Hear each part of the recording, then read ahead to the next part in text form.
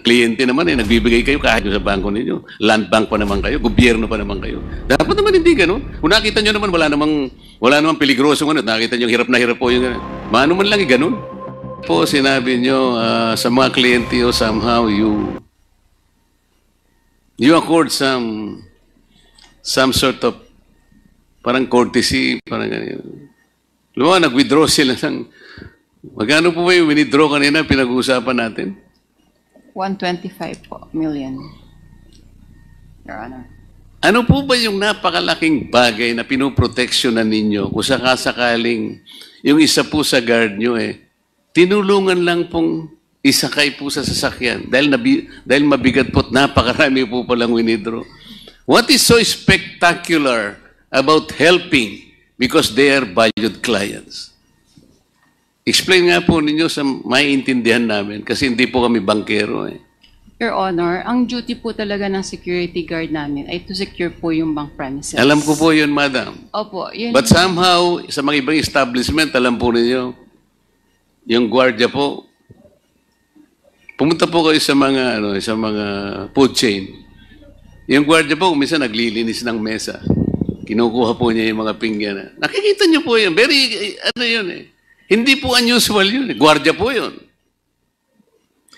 Ang tinatanong ko po yung, maano po yung halimbawa sa bigat po ng dala-dala na tumulong lang pong iginanon po sa sakyan. Ang laking bagay po ba noon, madam? I'm sorry, Your Honor. Talaga pong ganun ang... Ano nga po yung wisdom?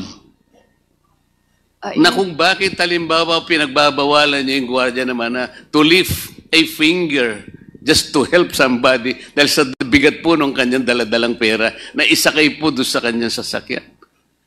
Sir, yung pinaprotektahan din po namin yung security risk din po. So baka po on the way na tumulong siya ay may mawala po doon. Kasi hands-off na po kami once na ma-release na ho namin yung funds sa pay. Mr. Chairman, can I have a very quick interjection with the indulgence of my good compadre? With the indulgence of Congressman Marcoleta?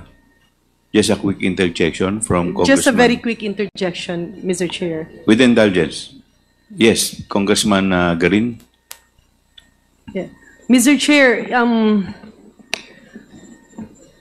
the security guard of a bank is in the lives that will be at stake there. Paano makaka-respond yan kasi ginawa mong kargador? That's one.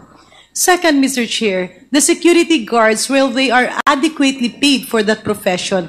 Hindi naman ganun ka sobrang laki na kapag pinabitbit mo and then the client will say, nako, kulang ito.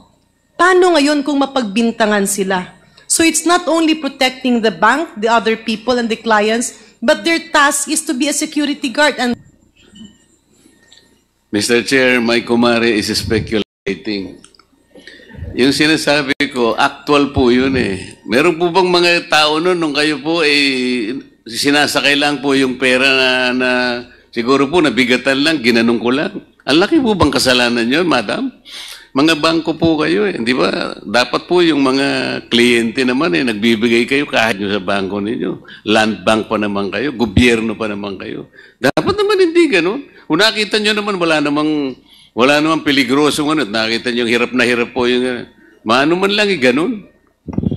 Nasabi ko lamang po, madam, sapagkat parang hindi naman kapani-paniwala naman na, kasi po mas naniniwala po ako dun sa sinabi kanina na meron pong nagbigay po kayo ng parang parang lang iganon yung trolley. Ano po yun? Ugaling Pilipino po yun Hindi po masyadong kapani-paniwala yung argumento po ninyo. Mas naniniwala po ako dun sa sinabi kanina. So, last na po sa inyo, babalikan ko yung madam. Sa akin pong palagay, ay na-compromise po ninyo yung integrity, yung independence na ano ba sa Tagalog, yung repose, yung ipinagkatiwala sa inyo na saligang batas. Maring hindi po nyo alam, maring hindi conscious kayo, pero part of that authority na ibigay po ninyo. Sa makatwid, meron pong na-compromise ngayon. Sa aking palagay po, kung talagang susuriin ito, kung makakapagseryoso po tayo, baka po maring managot po ang inyong mga opisyal. I am referring to the chairman and the commissioners of COA. Somebody might file an impeachment case on the ground of, ano bang grounds natin? Betrayal of public trust.